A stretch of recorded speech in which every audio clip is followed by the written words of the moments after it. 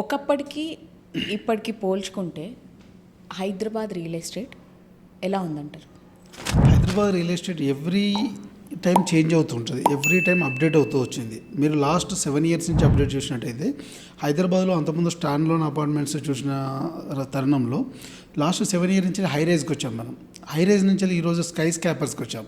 So every time మనం change అవుతున్నాం, update అవుతున్నాం. ఇంతకుముందు మనకు లోకల్ బిల్డర్స్ మాత్రమే సెలెక్టెడ్గా 10-15 మెంబర్స్ హైదరాబాద్ కట్టేవాళ్ళు. ఇవాళ మనము నార్త్ సైడ్ నుంచి కానీ ఢిల్లీలో మేజర్ కన్స్ట్రక్షన్ చేసే కంపెనీస్ కానీ వరల్డ్ వైడ్ కంపెనీస్ చాలా కంపెనీస్ ఇక్కడ రావడం కానీ ప్రెస్టీజియస్ కంపెనీస్ ఏవైతే ఉన్నాయో ఇప్పుడు ఇండియాలో వాళ్ళందరూ కూడా హైదరాబాద్ మార్కెట్లో ఇవాళ హై రైజ్ కానీ స్కై స్కాపర్స్ కానీ కన్స్ట్రక్షన్లో ఉన్నారు. రైట్ బ్రిగేడ్ కానీ మీరు చూసినట్టయితే గోడ్రేజ్ కానీ ఇలాంటి కంపెనీస్ చూసినట్టయితే మీరు డెఫినెట్గా హైదరాబాద్లో చేంజ్ సినారియో కనపడుతుంది.